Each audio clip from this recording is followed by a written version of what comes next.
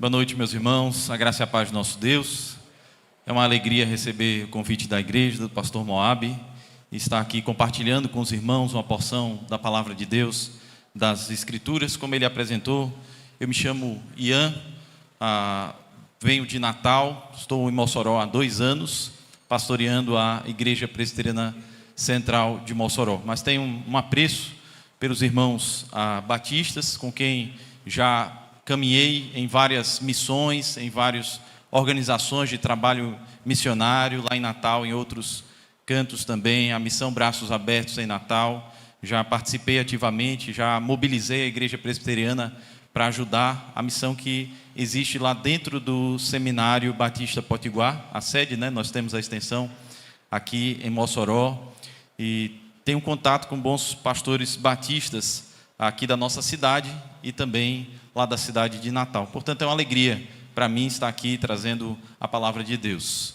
Sou casado com Natália há 8 anos, temos 2 filhos, minha esposa está em casa com as crianças. Hoje a gente passou o dia numa ação social chamada Mackenzie Voluntário. A Igreja Presbiteriana Central esteve junto com outras igrejas lá no bairro do Carnaubal, Belo Horizonte, corte de cabelo, atendimento médico, vários trabalhos sociais. Os batistas sabem muito bem o que é isso, glória a Deus, fazem muito bem trabalho de evangelização, trabalho social, e graças a Deus nós estivemos durante o dia de hoje lá no Belo Horizonte fazendo isso também. Mas louvado seja Deus por estarmos aqui nesse momento. Sem mais delongas, meus irmãos, quero convidar você a abrir a sua Bíblia na primeira carta de Pedro, capítulo 1, a partir do versículo 3.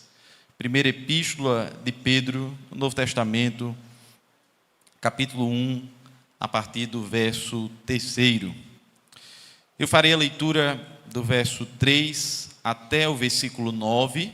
A gente vai contextualizar toda essa porção, mas eu quero gastar com você um pouco mais de tempo no verso 3, porque ele fala especificamente sobre a viva esperança, ainda que esse tema seja desenvolvido do 3 até o verso 9. Então, acompanhe a leitura da palavra de Deus. Assim está escrito: Bendito o Deus e Pai de nosso Senhor Jesus Cristo, que segundo a sua muita misericórdia nos regenerou para uma viva esperança, mediante a ressurreição de Jesus Cristo dentre os mortos, para uma herança incorruptível, sem mácula, imacessível, reservada no céu para vós outros, que sois guardados pelo poder de Deus mediante a fé, para a salvação preparada para revelar-se no último tempo.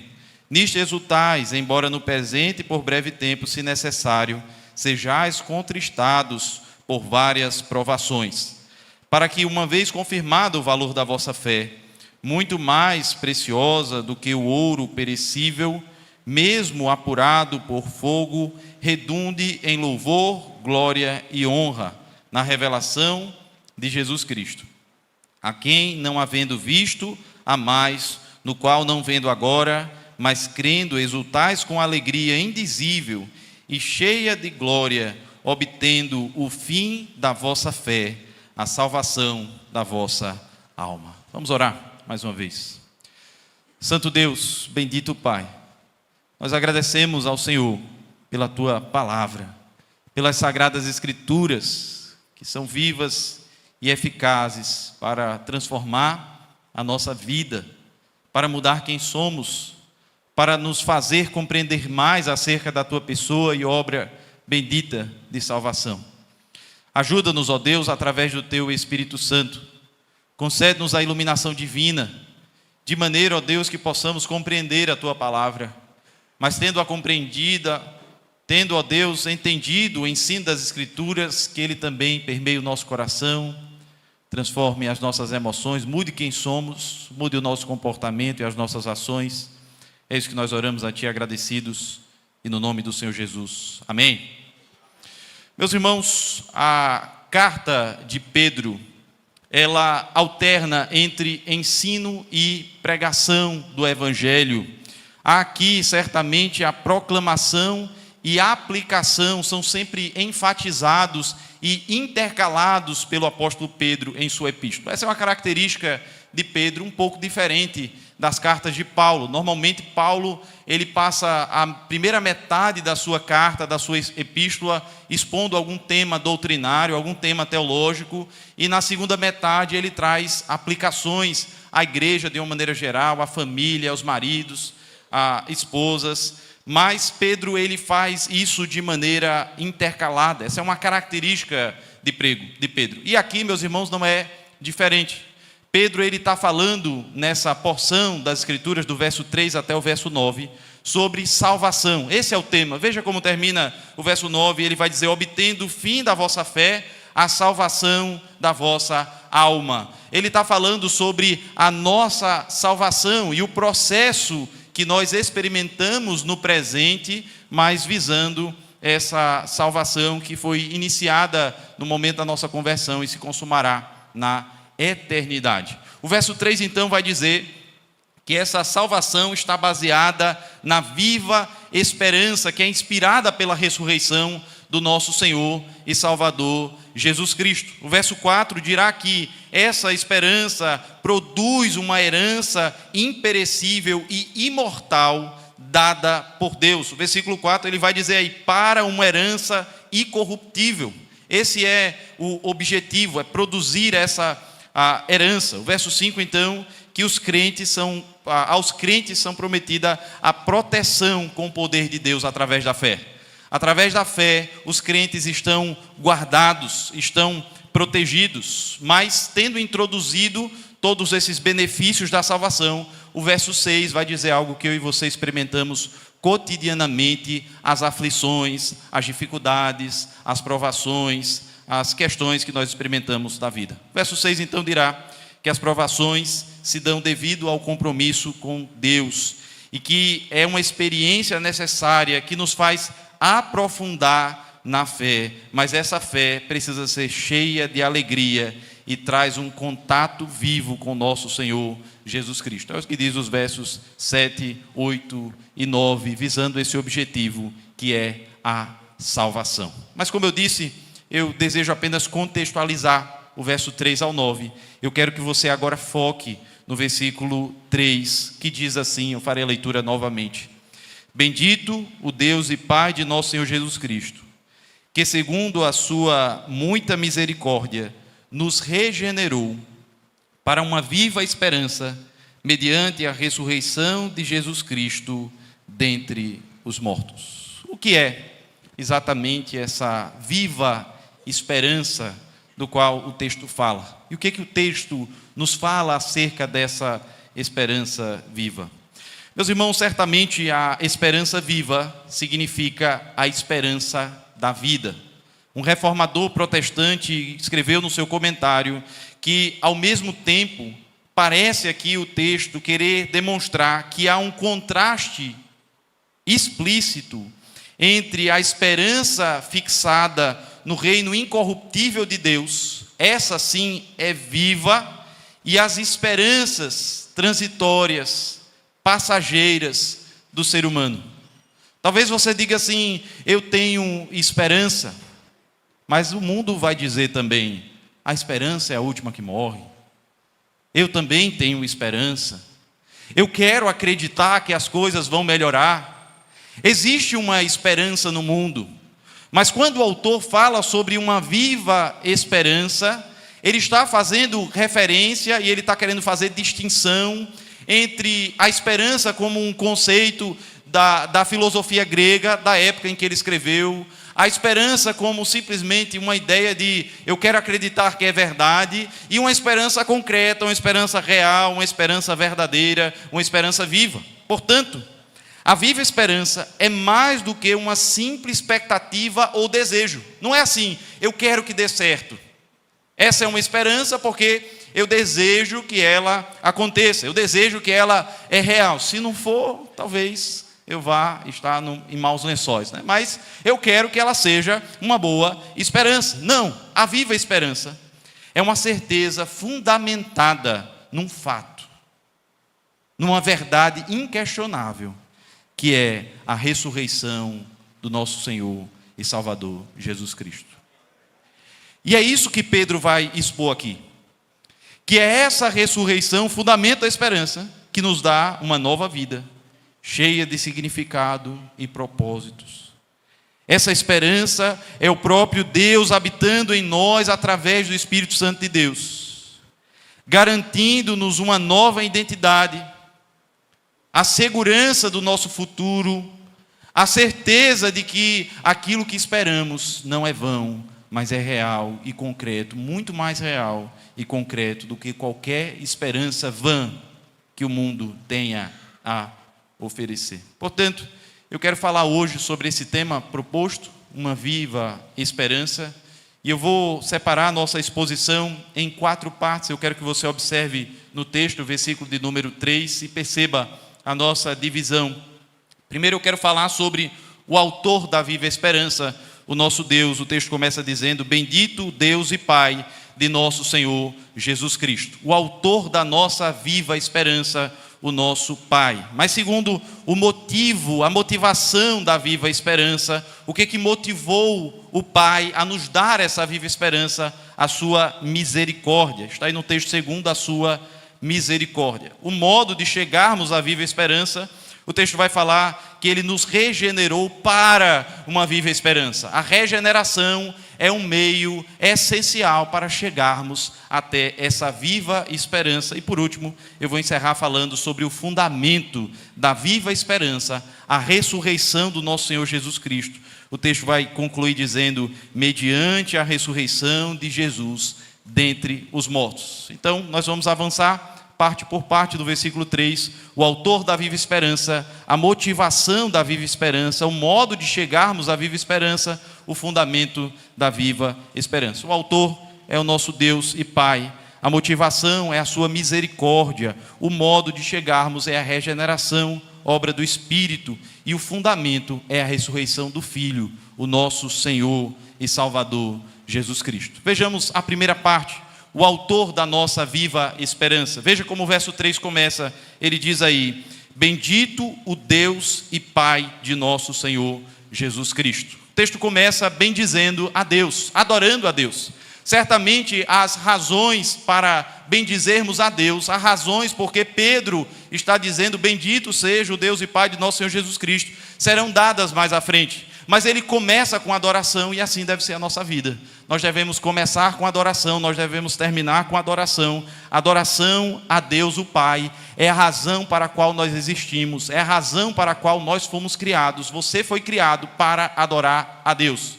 Adoração a Deus é algo que existe antes da queda e existirá por toda a eternidade. Adoração, meus irmãos, é algo essencial, é algo fundamental na vida do crente. O Deus, o Pai do nosso Senhor Jesus Cristo, é a fonte de toda a esperança. É a razão de nós existirmos, é a razão de nós vivermos. E Ele merece toda a nossa adoração. A nossa resposta ao fato de que Deus é o autor da esperança, de que Deus é o que nos dá motivação para vivermos, motivação para existirmos, que Ele é a razão do porquê nós fomos criados. A nossa resposta a essa realidade deve ser adoração e louvor contínuo. Essa expressão, meus irmãos, bendito Deus e Pai de nosso Senhor Jesus Cristo, ela é uma expressão que permeia todas as Escrituras. O livro dos Salmos é um livro que tem várias vezes a expressão bendize ao Senhor. Salmo 103, verso 1 e 2 diz: bendize, ó minha alma, ao Senhor, e tudo que há em mim, bendiga o seu santo nome. Bendize, ó minha alma, ao Senhor, e não te esqueças de nenhum de seus benefícios. Não bendizer a Deus é esquecer dos seus benefícios, esquecer-se da sua salvação, esquecer da obra maravilhosa que Ele operou em nosso favor. Foi lido aqui e certamente é uma passagem correlata a essa, ainda que citada por Paulo. Efésios capítulo 1, versículo 3, vai dizer: bendito Deus e Pai de nosso Senhor Jesus Cristo, que nos abençoou com todas as bênçãos espirituais nas regiões celestiais em Cristo. Nós devemos adorar a Deus. Do ponto de vista pessoal, o que eu quero dizer, o nosso primeiro ponto, é que nós devemos cultivar uma atitude de gratidão diária ao nosso Deus, de culto ao Senhor. Certamente nós devemos cultuar dominicalmente. Certamente nós devemos cultuar toda vez que a igreja está reunida, bendizer o nome do Senhor. Mas o culto, a adoração é algo que precisa fazer parte do nosso dia a dia, da nossa rotina. A nossa vida deve ser uma expressão de adoração a Deus. Nós devemos constantemente bendizer o seu nome e agradecer a Ele pela salvação. Reconhecer a Deus como a fonte de toda a esperança, da bondade da nossa vida. Isso se aplica às mais diversas áreas da nossa vida. Quando, por vezes, nós passamos por provações e tribulações no nosso cotidiano, dificuldade com relação ao emprego, na família, no casamento, qual é a nossa primeira atitude? O texto está dizendo aqui que nós devemos bendizer ao Senhor. Aí você pode dizer, pastor, mas espera aí, vamos devagar. O Senhor está dizendo que no meio da dificuldade eu tenho que começar adorando, bendizendo. É exatamente isso. Tem um cântico e ele é inspirado num salmo do profeta do Antigo Testamento, profeta menor. Mesmo que não haja fruto na videira, mesmo que não haja ovelhas no curral, eu louvarei ao Senhor. Na alegria ou na dor, eu louvarei ao Senhor. E é isso que o texto está nos ensinando a fazer. Bendizer ao Senhor, adorar o seu santo nome. E Pedro, ele vai falar sobre provações mais à frente. Eu falei sobre o contexto do versículo 3 ao 9. No versículo de número 6, o texto vai dizer: nisto exultais, embora no presente, se necessário, sejais contristados por várias provações.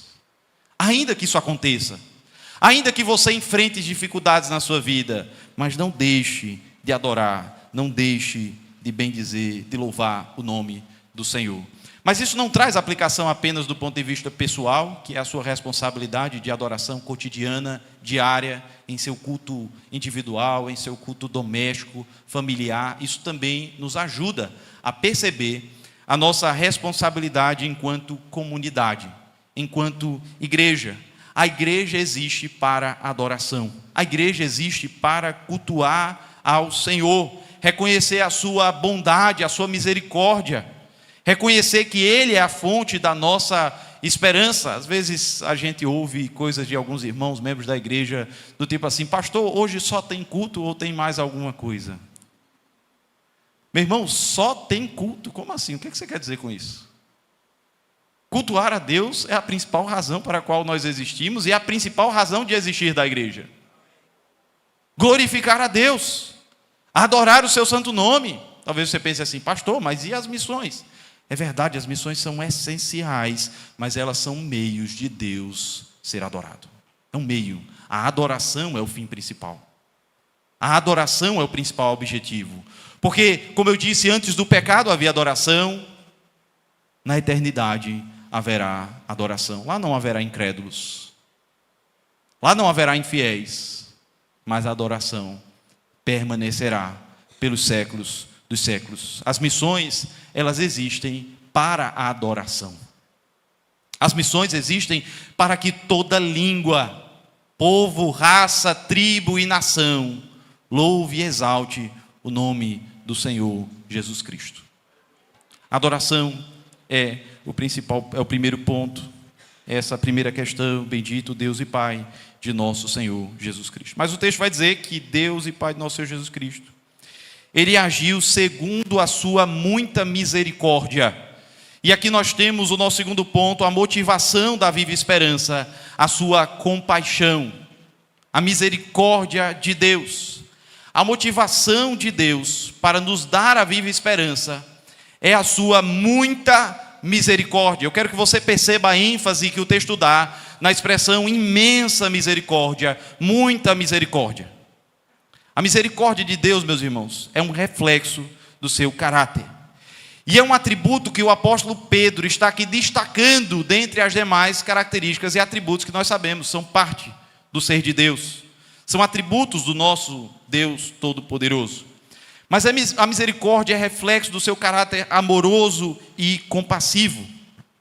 É interessante, meus irmãos, que Deus não foi induzido por nenhum mérito da nossa parte, a fim de nos regenerar para uma viva esperança.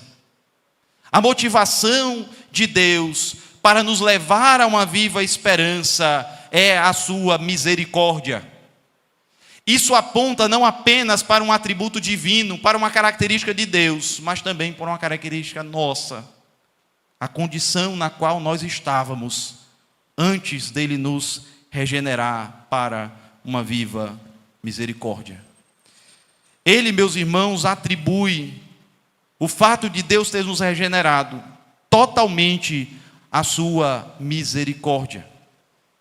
Mas para que reduzisse ainda mais e a nada o mérito das nossas obras, ele acrescenta aqui a expressão muita misericórdia. A sua imensa e infinita misericórdia. É interessante, todos confessam que Deus é o único autor da nossa salvação. Mas em seguida, rapidamente inventam coisas estranhas que terminam removendo quase que completamente a misericórdia de Deus. Pedro não, Pedro enaltece somente a misericórdia de Deus.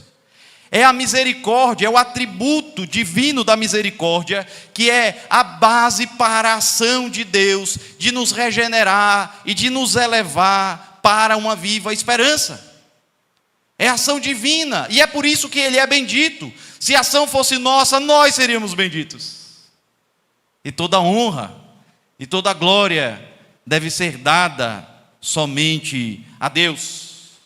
Paulo não usa a muita misericórdia, mas em Efésios também, o texto correlato, capítulo 2, versículo 4 a 5, ele diz: mas Deus, sendo rico em misericórdia, por causa do grande amor com que nos amou, e estando nós mortos em nossos delitos, nos deu vida juntamente com Cristo, pela graça sois salvos.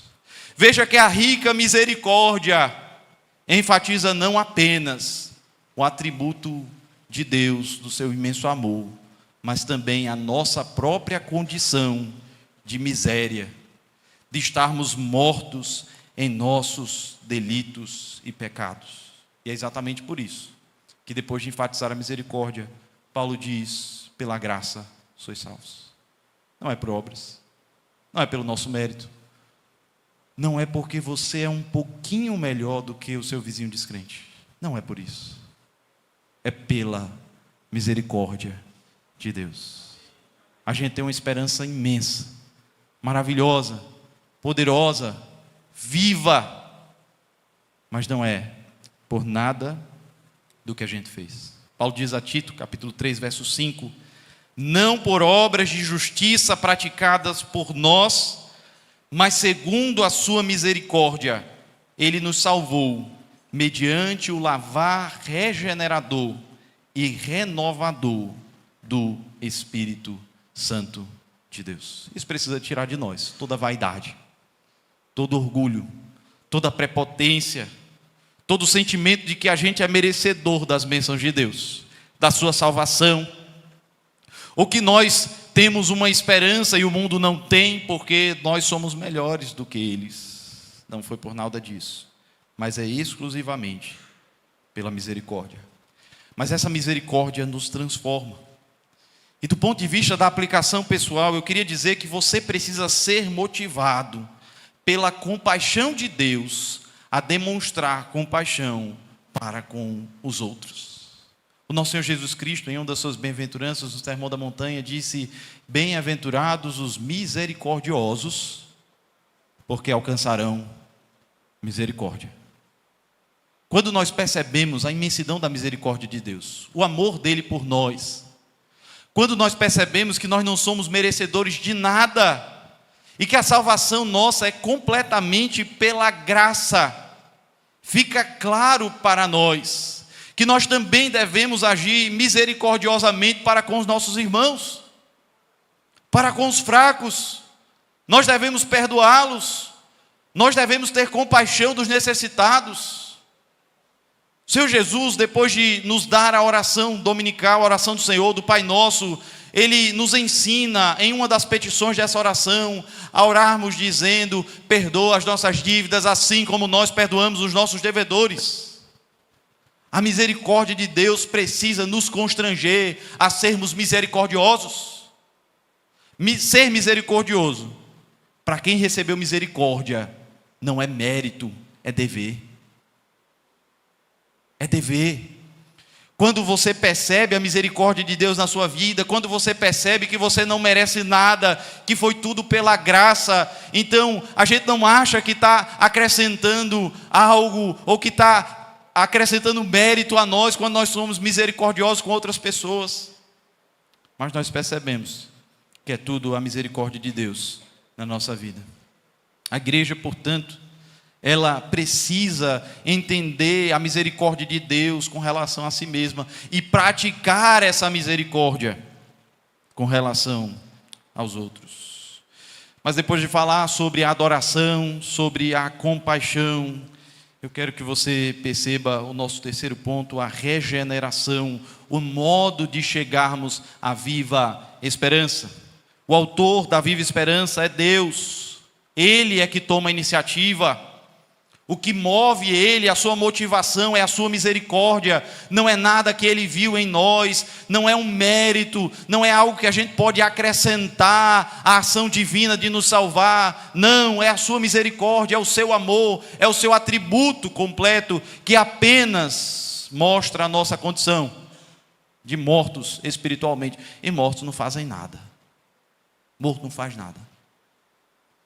Mas o texto vai falar ainda que se estávamos mortos, e ele se moveu pela sua misericórdia.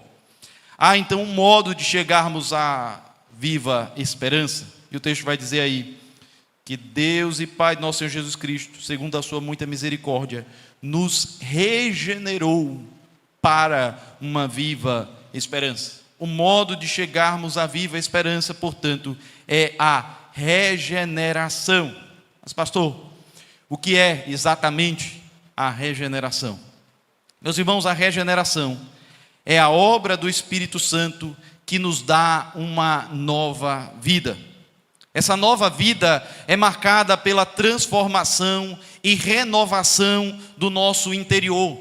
É a obra do Espírito Santo que transforma alguém morto em alguém vivo, espiritualmente morto nos delitos e pecados, mas que agora é resgatado pelo Espírito Santo, é regenerado e é vivificado por esse Espírito. O reformador João Calvino, em seu comentário sobre essa passagem, ele diz que aqui o apóstolo Pedro mostra que a vida sobrenatural é uma dádiva, é uma ação divina, porque nós, meus irmãos, nascemos como filhos da ira. Pois se nascêssemos para a esperança da vida segundo a carne, não haveria necessidade de sermos gerados outra vez da parte de Deus. Portanto, o que Pedro nos ensina é que quem, por natureza, está destinado à morte eterna, é restaurado à vida através da misericórdia de Deus. A regeneração, meus irmãos, é o novo nascimento que nós experimentamos através da obra bendita do Espírito Santo, nos transformando, nos fazendo nascer de novo, como disse o nosso Senhor Jesus Cristo, lá em João capítulo 3. Respondeu Jesus: em verdade te digo, se alguém não nascer da água e do Espírito, não pode entrar no reino de Deus. O que é nascido da carne é carne, o que é nascido do Espírito é Espírito. O novo nascimento, a regeneração, é a obra do Espírito nos transformando. 2 Coríntios capítulo 5, verso 17, se alguém está em Cristo, é nova criatura. As coisas antigas já passaram, e eis que tudo se fez novo. Eis que se fizeram novas. Louvado seja Deus, pela obra do Espírito Santo de Deus, nos regenerando. Aqui eu quero que você perceba a visão trinitária do apóstolo Pedro na nossa salvação. Ele bendiz a Deus e Pai de nosso Senhor Jesus Cristo, que pela sua grande misericórdia nos regenerou, e ainda que ele não mencione, certamente, obra do Espírito Santo de Deus em nós. O Pai, o Filho e o Espírito Santo trabalhando para a nossa salvação. O Pai, aquele que planejou a salvação desde a eternidade. O Filho, aquele que através da sua morte e ressurreição nos garantiu a vida eterna em Cristo Jesus. E o Espírito, aquele que nos regenerou, aquele que traz a salvação até nós, aquele que aplica a obra da redenção operada lá na cruz do Calvário, aplica a nós hoje, aplica aos nossos corações, nos transforma, nos concede fé e nos faz experimentar o novo nascimento. Meus irmãos, se você que está aqui essa noite não experimentou ainda esse novo nascimento, se você não experimentou a regeneração, obra do Espírito Santo de Deus na sua vida, você é convidado a ouvir, abrir o seu ouvido, abrir o seu coração para ouvir a mensagem do Evangelho, através da oração, através do estudo da palavra. Procure o pastor da sua igreja e diga: pastor, eu não nasci de novo. Pastor, eu não fui regenerado, o Espírito Santo não atuou em mim. E através da pregação do Evangelho, nós cremos que ela é poderosa e suficiente. Através da pregação do Evangelho, a sua vida poderá ser transformada. Mas isso, meus irmãos, ainda ajuda a igreja, de uma maneira geral, a pensar sobre o seu trabalho, sobre a sua atuação. Se a razão que nós existimos é a adoração, é o louvor à glória do Senhor, e o modo como as pessoas haverão de louvar a Deus são as missões, mas isso depende de regeneração, isso depende da ação do Espírito Santo, que vai aplicar a mensagem do Evangelho aos corações. Então nós precisamos anunciar a mensagem do Evangelho. Então nós precisamos promover ensinamento do Evangelho, discipulado, que ajude os membros a compreenderem a mensagem do Evangelho, que ajude aquele que não é convertido a entender a necessidade do novo nascimento, da regeneração e da transformação de Deus na vida do crente. Deus o Pai é o autor da nossa viva esperança, portanto Ele merece adoração. A motivação da viva esperança é a sua misericórdia. Isso diz a nossa própria condição. Isso nos ajuda a sermos compassivos, a vivermos uma vida de compaixão. O modo de chegarmos à viva esperança é a regeneração, obra do Espírito Santo de Deus. Mas o nosso quarto e último ponto é que o fundamento da viva esperança é a ressurreição, obra bendita do nosso Senhor e Salvador Jesus Cristo. A adoração, a compaixão, a regeneração e a ressurreição, obra bendita de Cristo Jesus. O texto vai dizer aí que Ele nos regenerou para uma viva esperança, mediante a ressurreição de Jesus Cristo dentre os mortos. Esse é o fundamento da nossa regeneração. É a obra consumada de Cristo, mediante a ressurreição de Jesus Cristo dentre os mortos. O que o texto bíblico está nos ensinando aqui, irmãos, é que a ressurreição de Jesus é o fundamento, é a base sólida sobre a qual a nossa esperança está firmada. Primeiro, a ressurreição é o fundamento para a regeneração, porque a ressurreição é a completude da obra de Cristo, e é a partir dessa obra que nós fomos regenerados, é a partir dessa obra que nós fomos transformados. Mas depois, porque a própria ressurreição de Cristo aponta para a nossa ressurreição futura, e portanto é o que nos dá viva esperança. O mundo, meus irmãos, não tem essa esperança. O mundo canta músicas do tipo: eu quero amar as pessoas como se não houvesse amanhã. A igreja não, nós sabemos que haverá um amanhã, e Deus nos salvou para vivê-lo. E essa é a nossa viva esperança. Para nós a vida não termina na morte. Para nós há uma vida eterna, há uma ressurreição final.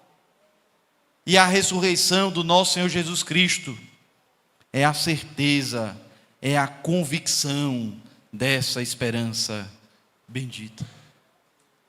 Novamente, o reformador Calvino nos ajuda aqui, dizendo que Pedro quando ele enaltece a misericórdia, ele imediatamente conecta a maneira.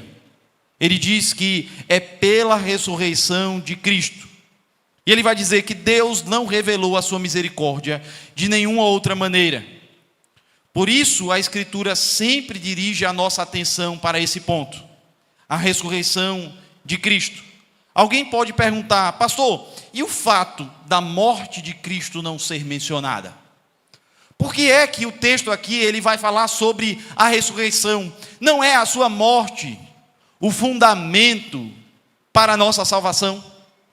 Não é a sua morte aquilo que quita a nossa dívida, a dívida do nosso pecado? Por que o texto enfatiza a ressurreição, mas ele não fala sobre a morte de Cristo? Meus irmãos, o fato da morte não ser mencionada, e sim a sua ressurreição, não envolve aqui nenhuma inconsistência, porque, entenda, se houve uma ressurreição, é porque a morte está inclusa ali. Alguém entender que não houve depois da morte uma ressurreição, mas quando eu falo sobre a ressurreição, eu pressuponho que houve a morte para pagar a dívida, mas essa morte, essa obra da morte de Cristo para pagar pelos nossos pecados, foi completada através da ressurreição do nosso Senhor e Salvador Jesus Cristo, e é essa ressurreição que é a nossa esperança final, de que um dia nós seremos ressuscitados com Deus. A ressurreição é a nossa esperança. Especialmente a ressurreição está apontada aqui, porque ele está falando da nova vida que nós vivemos hoje através da regeneração do Espírito, mas a nova vida que nós experimentaremos na eternidade, que também está fundamentada na obra consumada de Jesus, a sua morte e a sua ressurreição. Portanto, a ressurreição garante, ela não dá a possibilidade, a ressurreição garante a nossa vitória sobre a morte e nos dá a certeza da vida eterna. É por isso que nós temos uma viva esperança. Essa viva esperança, meus irmãos, infelizmente, ela não é mais objeto de certeza de boa parte da igreja evangélica dos nossos dias. Parte dela, porque apegou-se completamente aos valores e às coisas do nosso mundo. Nas palavras apostólicas, nas palavras do Novo Testamento, amou o presente século. Essa é a apostasia da igreja do século 21. Amou o presente século. Deseja reproduzir aquilo que o mundo diz que é bom. Se agrada e se acomoda apenas nas coisas do aqui e do agora. Adotou a filosofia daquela canção secular que eu disse aqui: é preciso amar as pessoas como se não houvesse amanhã. Começou a ter prazer nessa vida e deixou de desejar a vida eterna, de desejar o céu. As canções dos nossos dias, meus irmãos, pouco ou quase nada falam sobre a mansão celestial, sobre a glória, sobre o céu para onde nós iremos. Os hinos antigos, e eu sei que os batistas têm um riquíssimo hinário, com vários hinos antigos que os nossos pais, os primeiros protestantes que chegaram ao Brasil, cantavam, adoravam o nosso Deus. A maioria deles sempre tinham 4 ou 5 estrofes, alguns 3 estrofes, mas geralmente as estrofes elas iam se desenvolvendo e falavam sobre a nossa salvação, e a última estrofe, da maioria dos hinos, terminavam apontando para a ressurreição final, a nossa esperança. Mas sabe por que as pessoas não querem mais falar da ressurreição final, a nossa viva esperança? Porque elas amaram o presente século.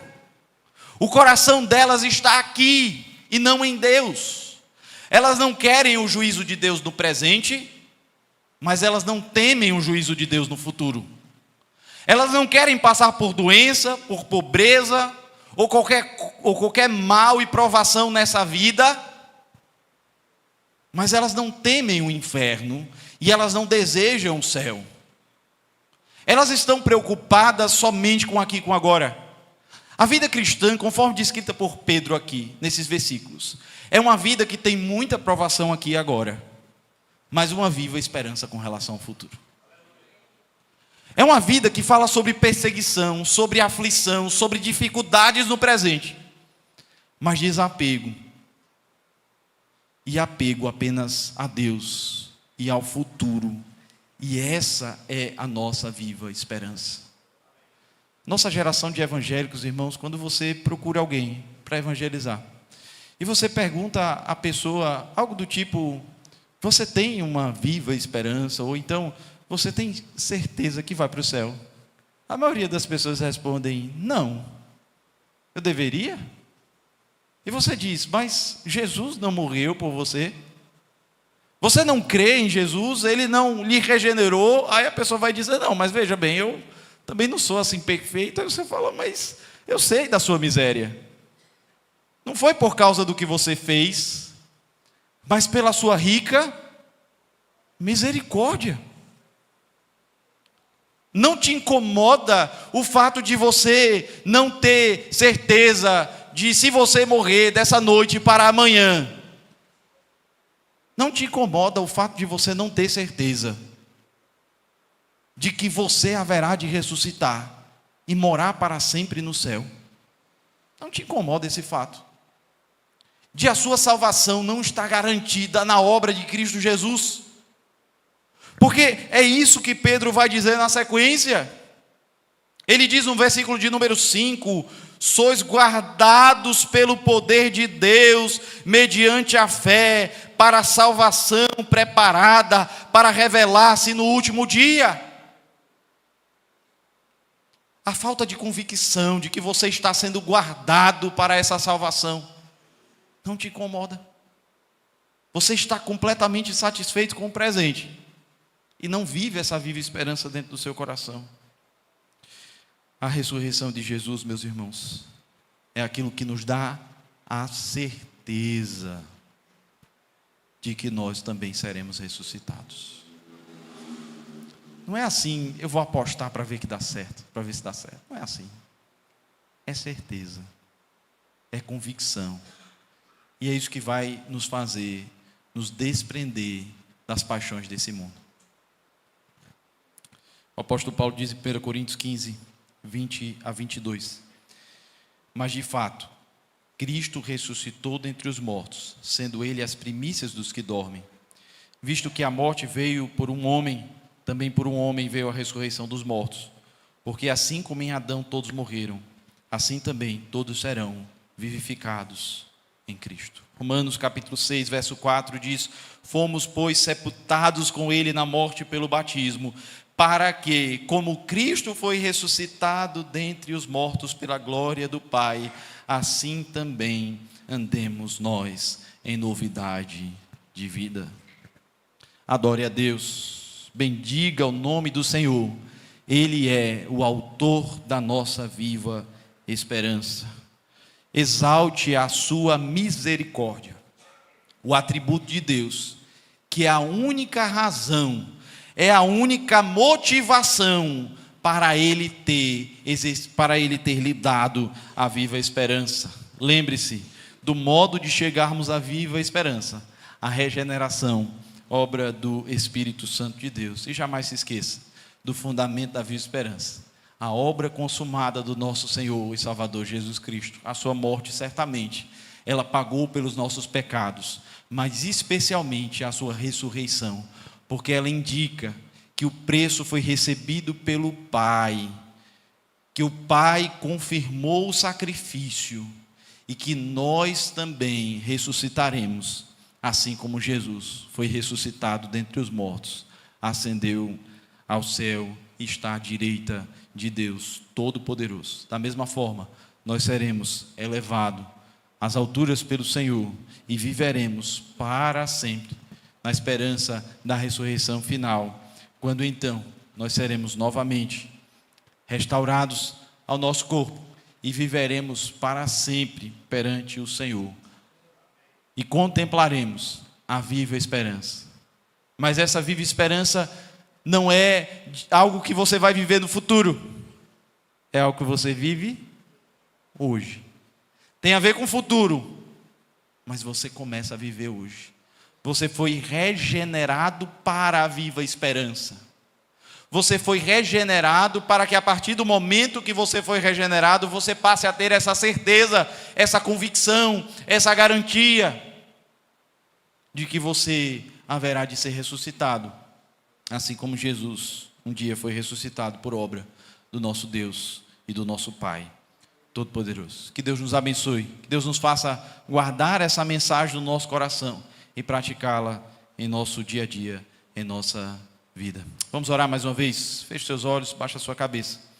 Presente a sua vida ao Senhor. Peça que Ele te abençoe e aplique essa palavra ao seu coração.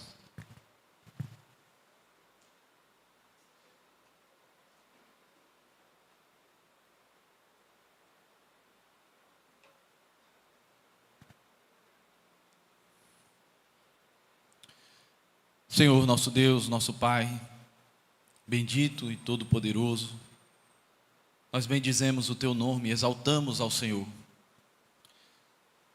Pelo fato do Senhor ter sido o Criador de todas as coisas, pelo fato de termos sido criados para Te adorar, para bendizer o Teu nome.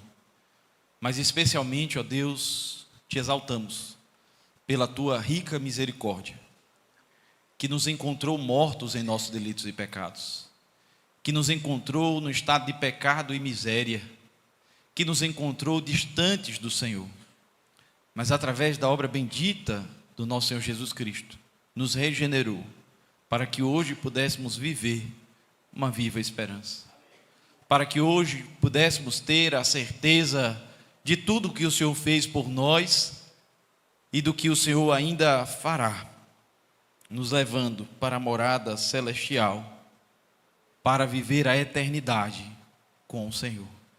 E louvamos o Teu nome, ó Deus, pela obra bendita de Jesus, que é o fundamento da nossa viva esperança.